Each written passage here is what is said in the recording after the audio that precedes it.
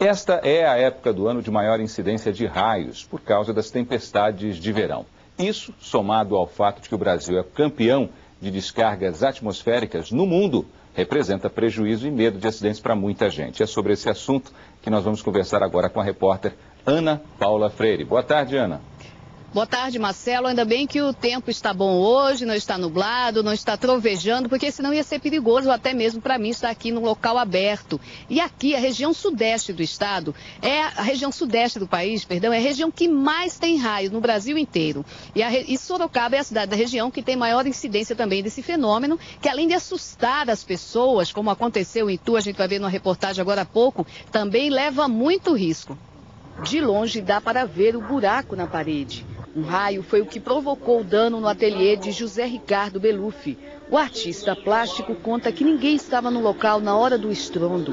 O prejuízo dele foi em peças que produzia para uma exposição. Foram em média 15 mil reais, mais ou menos, entre os trabalhos que já vinham feito, que era modelos para fundição, as esculturas prontas.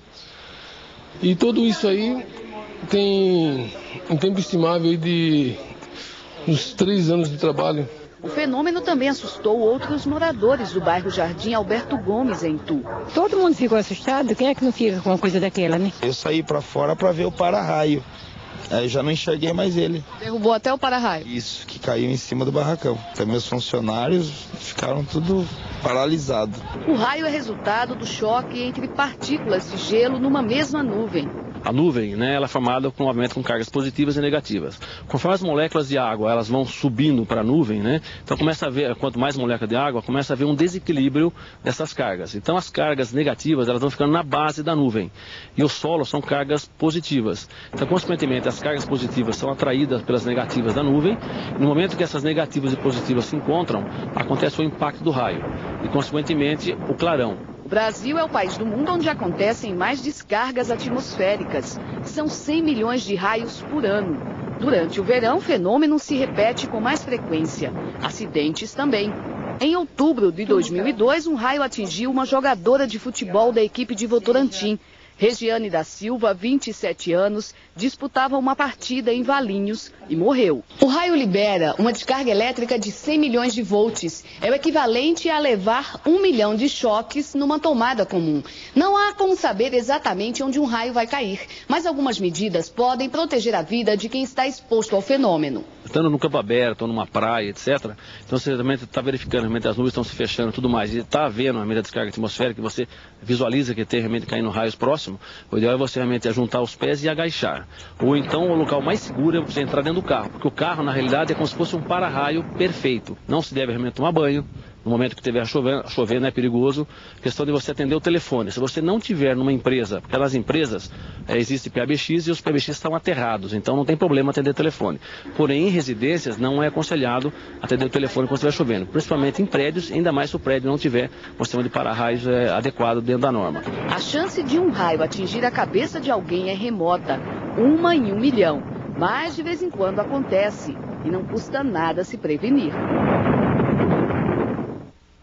E o engenheiro elétrico Luiz Pereira também nos deu uma informação preocupante. Ele disse que mais de 50% dos prédios de Sorocaba não estão de acordo com a lei quando o assunto é para-raios. E a fiscalização é responsabilidade da prefeitura, por isso nós vamos conversar agora com José Antônio Bolina, que é o secretário de obras da cidade.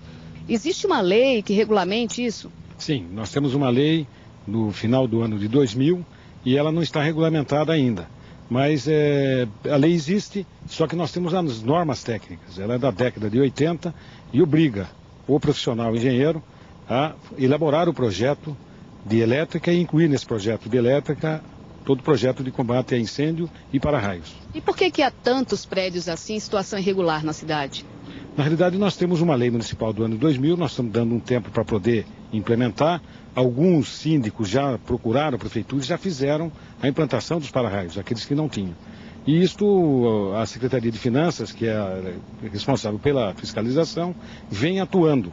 Então é um momento de adaptação que a gente tem que dar esse tempo, mas a cidade de Sorocaba vem ganhando, vamos dizer, essa segurança.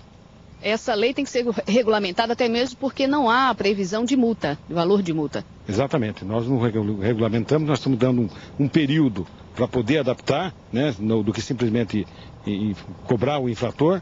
Isso vem acontecendo e devemos regulamentar provavelmente dentro desse ano. Ok, muito obrigada. Há também uma norma brasileira em relação a isso. E a CPFL informou que este período de verão é a época que mais preocupa o sistema de fornecimento de energia. Por isso, eles colocam todo o efetivo à disposição do Plano Verão. São medidas preventivas para dar mais segurança à rede elétrica. E como a gente estava falando, que é época de verão, de chuva, a gente está na região do país que tem maior incidência de raio e as pessoas devem tomar cuidado, se preocupar não só quando estão fora, mas também dentro de casa, principalmente com os aparelhos eletrônicos. Esta loja de assistência técnica recebe por mês 470 pedidos de consertos de aparelhos eletrônicos, a maioria televisores. Boa parte dessas TVs foi danificada por descargas elétricas. O dono da empresa explica que o excesso de voltagem pode ser conduzido pela tomada ou pelo fio da antena, um risco para quem estiver por perto. Já tive um caso, uma ocasião, que um cliente comentou que o aparelho estava na estante e com a queda do raio esse aparelho foi arremessado da estante, né? Além do estrago que o raio provocou no aparelho, a queda acabou de estragar o aparelho por total, né? Ainda segundo o empresário, danos elétricos provocados por raio não fazem parte da garantia oferecida pelas fábricas para os novos aparelhos. O ideal é tentar evitar o acidente, desligando as tomadas sempre que sair de casa.